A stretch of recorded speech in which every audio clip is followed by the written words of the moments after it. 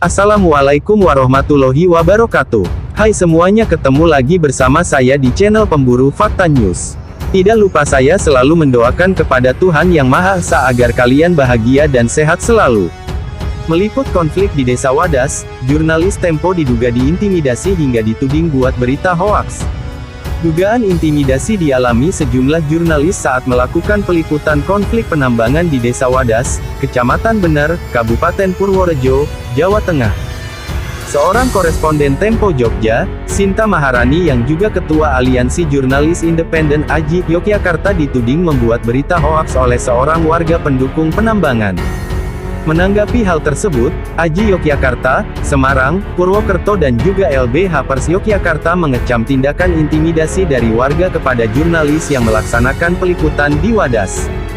Divisi Advokasi AJI Yogyakarta, Hartanto Ardi Saputra menerangkan berdasarkan kronologi tertulis yang disusun Sinta ada Jumat tanggal 11 Februari tahun 2022 intimidasi terjadi ketika dirinya sedang mewawancarai warga pendukung tambang batu andesit di halaman Masjid Dusun Winong, Desa Wadas, Kabupaten Purworejo, Jawa Tengah sekitar pukul 13.30 waktu Indonesia Barat pada Kamis tanggal 10 Februari tahun 2022.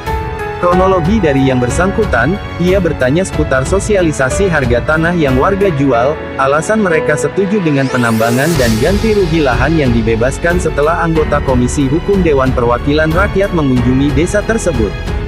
Setelah pertemuan DPR dengan warga selesai, dirinya menghampiri warga yang setuju lahannya diukur oleh Badan Pertanahan Nasional (BPN) untuk penambangan batuan andesit, kata Ardi dikonfirmasi suarajogja.id, Minggu tanggal 13 Februari tahun 2022. Selanjutnya, Sinta mewawancarai warga yang bernama Sabar dan Siti Rodia selama 10 menit. Belum usai proses wawancara itu, Sinta didatangi dua warga laki-laki dan perempuan dan memotong wawancara. Mereka saat itu duduk di kursi dan ikut mendengarkan wawancara. Salah seorang perempuan yang tidak diketahui itu menanyakan di mana Sinta bekerja. Sinta menjelaskan dirinya dari media Tempo, namun perempuan tersebut menanggapi dengan raut muka marah dan membalas dengan tuduhan bahwa Tempo memproduksi berita bohong tentang konflik di Wadas. Sementara pria yang bersama dengan perempuan tersebut, menyebut berita Tempo hoaks berkali-kali. Dia menudingkan jari telunjuknya ke arah wajah jurnalis dengan jarak sekitar 1 meter. Sinta meminta agar dua warga itu menunjukkan berita yang mana dan bukti berita bohong yang pernah diproduksi Tempo tentang konflik Wadas. Namun pria dan perempuan itu tidak bisa menjelaskan bagian berita yang mereka anggap hoaks. Keduanya justru marah-marah dan mengganggu proses wawancara bersama warga lain. Sejak awal, Sinta sudah menjelaskan bahwa wawancara ini merupakan bagian untuk menunjukkan fakta utuh apa yang terjadi di Wadas. Ada warga yang menolak dan mendukung tambang. Sehari sebelumnya, Sinta juga mewawancarai warga yang menolak tambang dan menulisnya untuk koran Tempo. Sinta juga menjelaskan semua pihak yang terkait, seperti pemerintah dan polisi semua diwawancarai. Tapi, mereka terus mengganggu proses peliputannya. Melihat situasi yang kurang kondusif, dirinya mengakhiri wawancara, berterima kasih, dan berpamitan kepada warga.